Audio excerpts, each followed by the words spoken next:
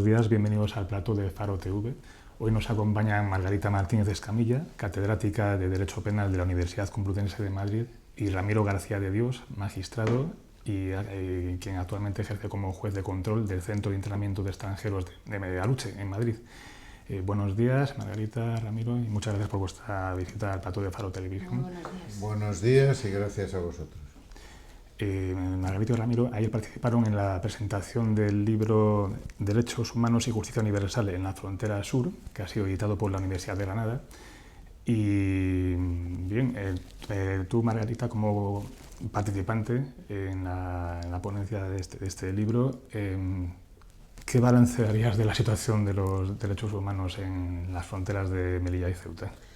Bueno, pues yo lamentablemente el balance que tengo que hacer es un balance muy preocupante, porque pienso que ahora mismo las fronteras, no solo Ceuta y Melilla, pero bueno, nos interesan especialmente, o sea, en general las fronteras de Europa y en concreto la frontera sur, nuestra denominada frontera sur, pues son fronteras sin derechos. Yo creo que presentan un panorama de vulneración de derechos de las personas refugiadas y de las personas migrantes, y bueno, pues creo que esta crisis de los derechos humanos que podemos ver claramente en la frontera sur es algo que nos concierne a todos, me parece algo muy grave y por lo que deberíamos estar preocupados, porque creo que es interesante recordar que fue precisamente el terror, ¿no?, con mayúscula, en el que se vio sumergida Europa tras la Segunda Guerra, o sea, en la Segunda Guerra Mundial, lo que dio lugar a el poner de manifiesto y el poner sobre la mesa la importancia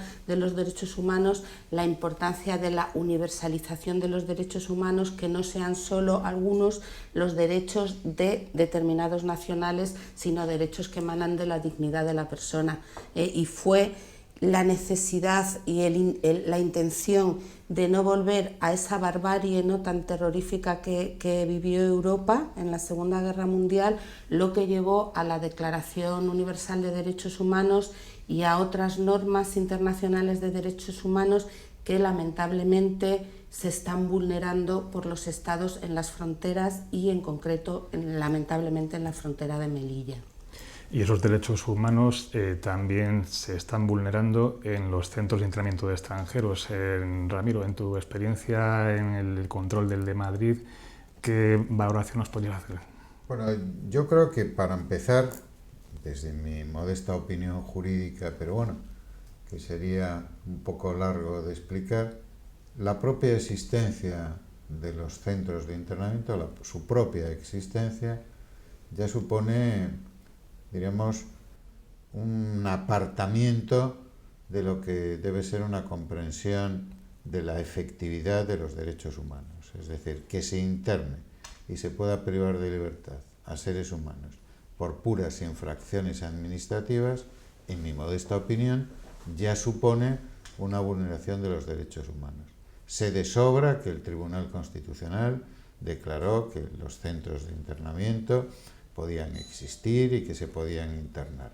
Pero también es cierto que la gran mayoría de las personas migrantes que son internadas no han cometido ningún delito y, por lo tanto, en mi opinión, esa privación de libertad, por más que se pretenda invocar como justificada en aras a, entre comillas, el control de fronteras, cuando existen mecanismos sobrados para poder gestionar los flujos migratorios y, en su caso, producirse deportaciones sin necesidad de que existan los centros de internamiento.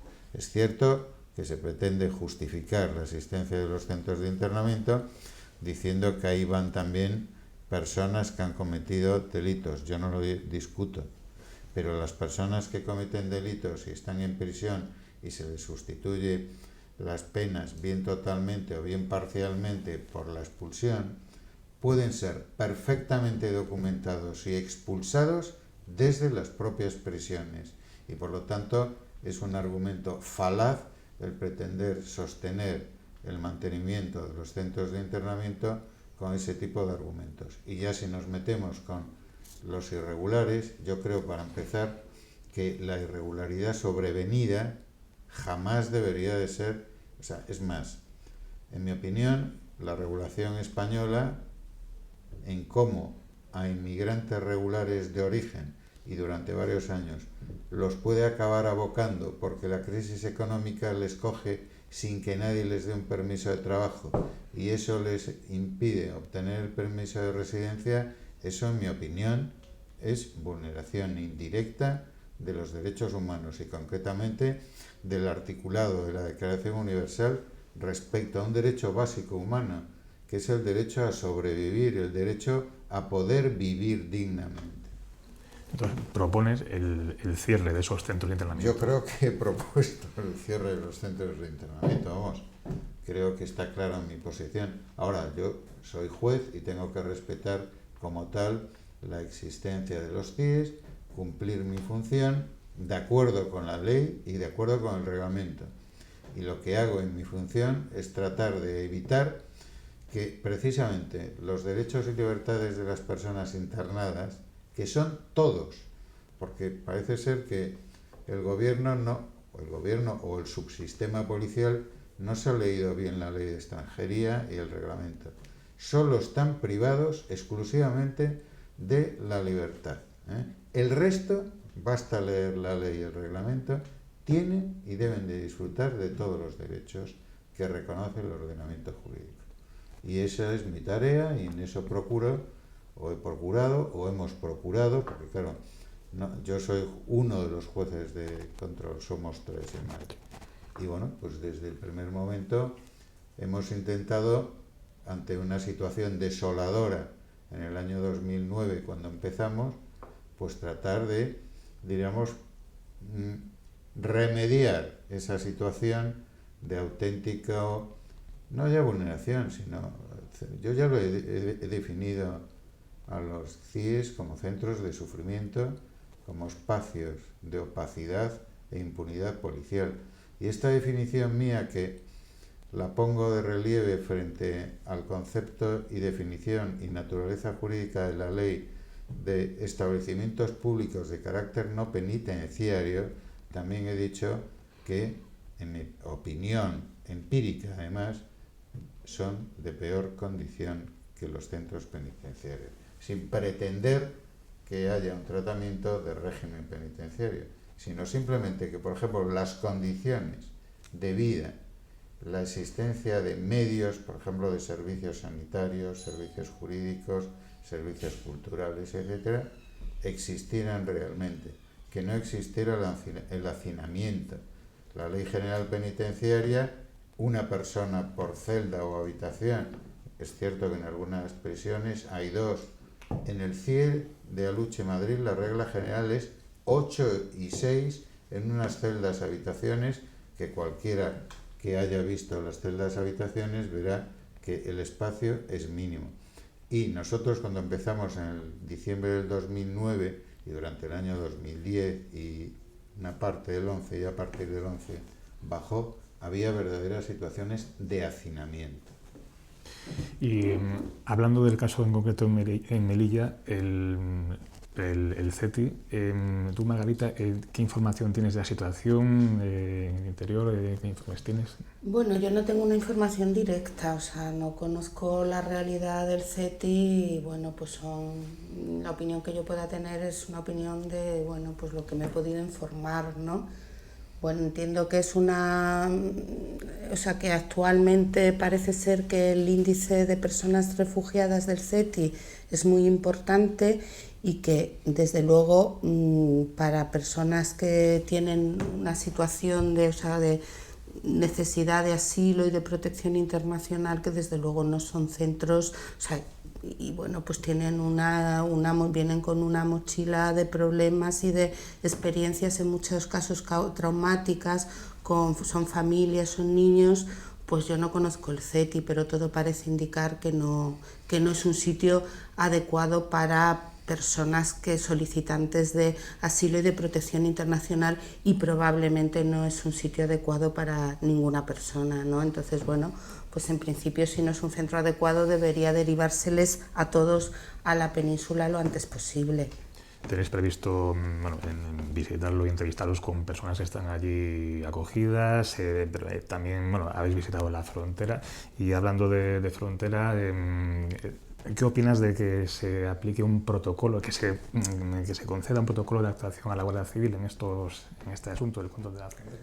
Vamos a ver, me estás preguntando por el tema de las denominadas devoluciones en caliente, ¿no? Bueno, que como todo el mundo yo creo que en Melilla sí se conoce que son las devoluciones en caliente, que son la Guardia Civil a las personas que intercepta, a las personas migrantes, las devuelve por la vía de hecho, las entrega por la vía de hecho a las autoridades marroquíes sin seguir ningún tipo de procedimiento, ¿no? Entonces, para que se entienda el tema del protocolo por el que me has preguntado, lo primero es que hay que dejar claro, desde luego en mi opinión, desde luego en la opinión de entidades de protección de derechos humanos como el Defensor del Pueblo o también internacionales como el ACNUR, es que esas prácticas, o sea, la entrega sumaria es radicalmente ilegal, y es radicalmente ilegal con anterioridad a la reforma de la Ley de Extranjería y con posterioridad a la reforma de la Ley de Extranjería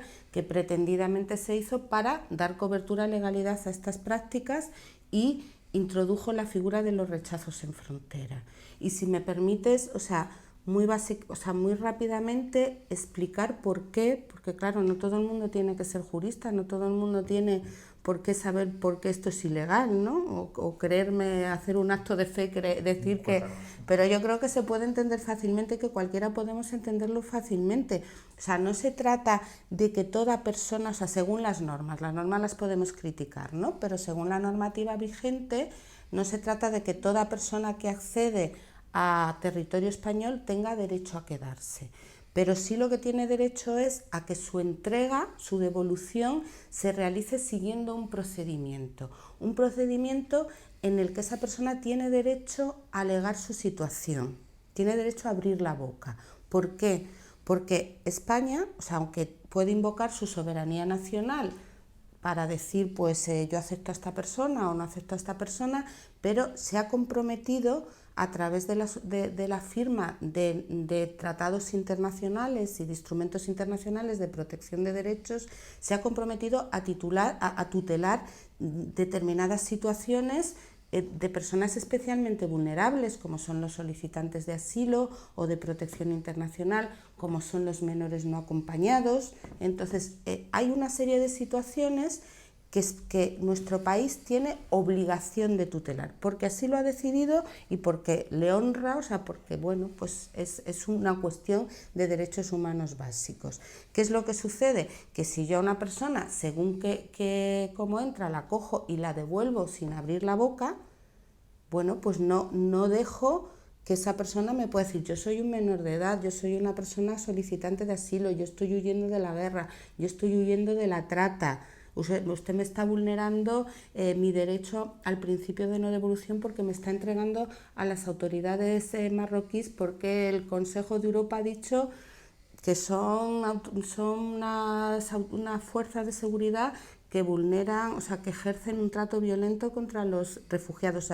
Si las fuerzas y cuerpos de seguridad del Estado, la Guardia Civil en concreto, a estas personas las entrega sin dejarles abrir la boca, no ha lugar a que pueda proteger esas situaciones que el Estado se ha comprometido a proteger. Yo creo que eso está claro. Y por otra parte, es muy importante tener en cuenta que nosotros vivimos en un sistema y una de esas piezas claves de ese sistema es el Estado de Derecho, que es muy importante y que quiere decir que la administración, que el Estado tiene que someterse a unas reglas. Entonces, la vía de hecho es la quiebra absoluta del Estado de Derecho. La administración está sometida a la ley, está sometida a la Constitución y está sometida al control judicial.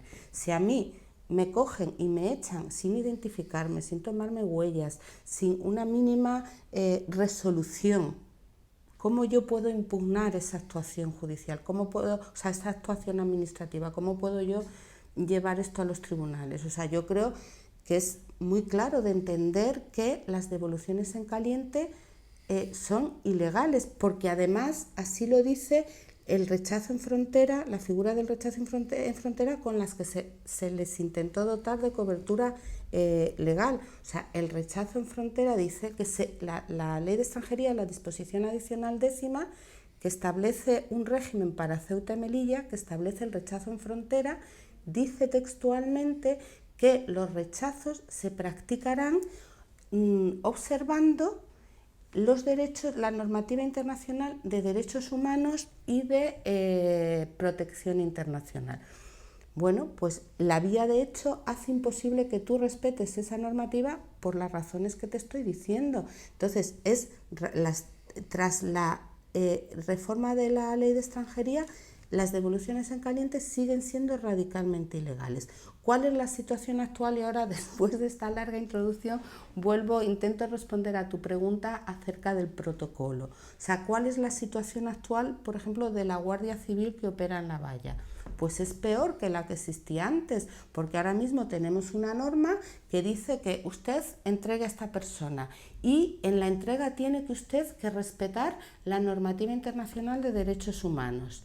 Pero a la Guardia Civil no se le está diciendo cómo tiene que respetar esa normativa, cuál es el procedimiento para respetar esa normativa. Solo le dice que respeten esa normativa, de tal manera que su inseguridad jurídica es muy grande y por eso, por ejemplo, la Asociación Unificada de la Guardia Civil reiteradamente ha exigido un protocolo al Ministerio del Interior que les diga cómo tiene que proceder para hacer efectiva esta disposición, o sea, este respeto de los derechos humanos.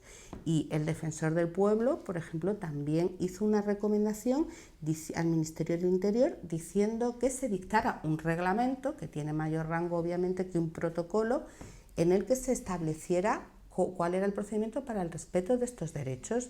El Ministerio del Interior rechazó esta propuesta. El Ministerio del Interior hace oídos sordos a la legítima reclamación de la Guardia Civil de que les digan cuál es el procedimiento. Y bueno, me parece que este silencio, esta ausencia de respuesta, me parece, aparte de una tomadura de pelo, que es realmente muy irresponsable, y yo creo que tiene una respuesta clara de por qué no se quiere dar ese protocolo, por qué no se quieren dar esas instrucciones o por qué no se quiere dictar un reglamento. Me parece muy representativo que el ministro del Interior, el señor Zoido, creo recordar que fue el 7 de febrero, tuvo una comparecencia en el Senado y una senadora le preguntó directamente por cuáles eran, si existían, las instrucciones que se daba a la Guardia Civil respecto al tema de las devoluciones en caliente. Y le hizo la pregunta de cómo tiene que actuar la Guardia Civil para dar cumplimiento a esa observancia, a ese respeto de los derechos humanos. Y además le hizo una pregunta muy concreta. ¿Cómo tiene que actuar un guardia civil cuando intercepta a un menor de edad en la valla? ¿Y sabes lo que le contestó el ministro del Interior?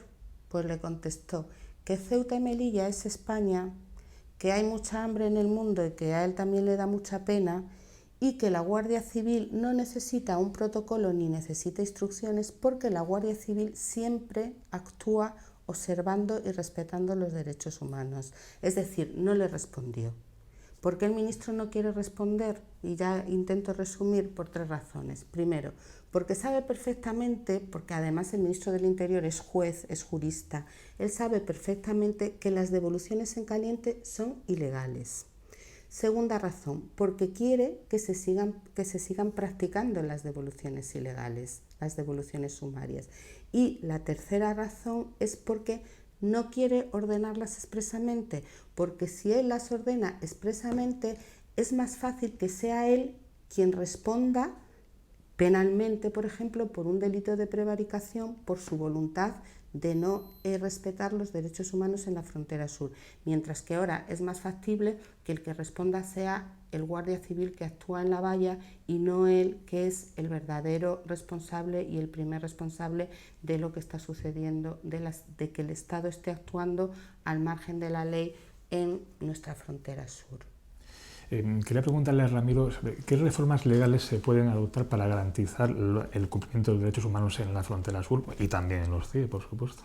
Bueno, las medidas que se pueden adoptar, en primer lugar, yo creo que pasan, y yo creo que Margarita en la respuesta de explicación, es que se cumplan normas que son muy claras. Es decir, si, por ejemplo, en materia de inmigración, existe un procedimiento para internar y en qué condiciones deben de ser internados, en este caso es el Cuerpo Nacional de Policía, lo que no puede ser es que desde la cúpula de Interior y desde la cúpula de los mandos se den instrucciones en materia de procedimientos preferentes de expulsión que no respetan ni siquiera la propia legislación interna. Aquí ya ni siquiera tenemos que acudir a la legislación internacional, que por cierto, cuando decimos internacional hay que matizar. Es internacional, pero es española, Es decir, la Declaración Universal, los pactos del 66, el Convenio de Ginebra en materia de asilo, la Convención sobre Derechos, son normas del ordenamiento jurídico español. Seguimos utilizando el término internacional, bueno, pues porque efectivamente son tratados internacionales. Pero atención, la propia legislación española, en materia, por ejemplo, de tratamiento tanto de la inmigración irregular sobrevenida, se está incumpliendo. Por ejemplo, el procedimiento preferente de expulsión no se debería aplicar. Se debería aplicar el llamado procedimiento ordinario, que no tiene por qué aparejar el internamiento en los CIES, sino que se da un periodo voluntario para salida, que puede además, en muchos casos, prorrogarse, y por lo tanto no haría falta el internamiento. En segundo lugar, se está utilizando la medida de expulsión, que aquí también los jueces, mis compañeros y compañeras, tienen culpa, abusivamente la figura del internamiento en los centros. ¿Por qué? Pues porque no es normal, por ejemplo, y yo pongo un ejemplo del año 2010, que fue a poco, diríamos, de empezar en los CIES, que no se llegase en el CIE de Aluche de Madrid ni al 40% de expulsión de las personas internadas. Pero es que después, si la memoria no me falla, fueron 872 personas que por resoluciones judiciales de apelaciones de la provincial estaban mal internados, no tenían que haber estado. Es decir, 872 personas de 4.000 y pico. Eso quiere decir que los jueces también fallamos. Por lo tanto, el respeto no solo ya a los derechos humanos universales en el sentido derivado de los textos que forman parte del ordenamiento, sino de la propia legislación interna. No es normal que, por ejemplo, en los rechazos en frontera en el aeropuerto de Barajas, la arbitrariedad, y si se estima que el término arbitrariedad es muy duro, la discrecionalidad no reglada sea la regla general en que el agente de turno, en este caso inspectores o subinspectores, pueden decidir quién entra o quién no entra. Hay, diríamos, mucha literatura jurídica sobre las actuaciones en el aeropuerto de Barajas, es decir, la denegación de entrada, que ponen de relieve cómo precisamente arbitrariedad y discrecionalidad, y en la práctica judicial, porque yo además de juez de control, soy juez de instrucción, y cuando estoy de guardia de diligencias tengo que dar respuesta a las medidas cautelarísimas, por ejemplo, de denegaciones de entrada. Bueno, pues me encuentro con cantidad de supuestos de pura arbitrariedad, pura arbitrariedad. Entonces, ¿qué es lo que pasa? En mi opinión, pasa lo siguiente: el subsistema policial en la escala de mando sigue las directrices políticas de los gobernantes, es decir, del Ministerio del Interior en este caso, y de la política migratoria del Consejo de Ministros. A su vez, el Consejo de Ministros, desde hace muchos años, los sucesivos consejos de ministros, no han hecho ni han establecido políticas de inmigración, han hecho política con la inmigración, que es una cuestión totalmente distinta. Pues como nos queda poco tiempo, ya para terminar, quería preguntarte, Margarita, por un proyecto en el que tú participas que se llama IUS Migrante. ¿Nos podrías brevemente explicar en qué consiste? Bueno, pues es un proyecto académico que está financiado por el Ministerio y bueno, pues en este proyecto lo que hacemos es trabajar desde un punto de vista jurídico, o sea, nosotros somos juristas, pues temas relacionados con la inmigración, pero desde una perspectiva en un ámbito muy concreto, que es el uso que se hace de lo que los juristas llamamos el ius puniendi, es decir, el derecho a castigar, digamos, el derecho penal, el derecho administrativo sancionador en la gestión de la inmigración irregular. Entonces trabajamos temas pues como los centros de internamiento, las expulsiones o temas como el tema de las devoluciones en caliente, que bueno, pues yo también aprovecho para volver a insistir que me parece un ejemplo sumamente grave porque supone una actuación del Estado al margen de la ley, porque supone una quiebra del Estado de Derecho y es lo que, el sometimiento de la Administración al derecho es lo que traza la frontera entre el Estado de Derecho o el terror de Estado. O sea, ahora mismo, cuando el Estado utiliza la fuerza al margen de la ley, nos encontramos ante terror de Estado. Quizá no nos demos cuenta porque las víctimas de ese terror de Estado son los otros y no somos nosotros, pero es terror de Estado y es una quiebra total absoluta del Estado de Derecho. Y para terminar, para Ramiro, una pregunta que tengo que no tiene que ver con el asunto de la inmigración, pero en una entrevista leí que proponías el cierre de la Audiencia Nacional. Bueno, yo pertenezco a una asociación que es Jueces para la Democracia, que prácticamente desde que se crea, aún no existía la asociación, pero desde que nuestra asociación existe hemos defendido el cierre de la Audiencia Nacional y la carencia de sentido de la Audiencia Nacional, lo hemos defendido siempre. E incluso hemos hecho pronunciamientos públicos explicando que desde el punto de vista de la asociación, porque esos son pronunciamientos asociativos, no es de un juez, yo he sido miembro del secretariado de la asociación y no han sido pronunciamientos solo del secretariado, sino de congresos, incluso explicando por qué entendíamos que la Audiencia Nacional podía ser definido como un tribunal de excepción. Pues Ramiro, Margarita, muchísimas gracias por vuestra visita al plató de Faro Televisión y a ustedes los esperamos en una nueva entrevista. Muchas gracias. Muy bien, gracias. Muchas gracias.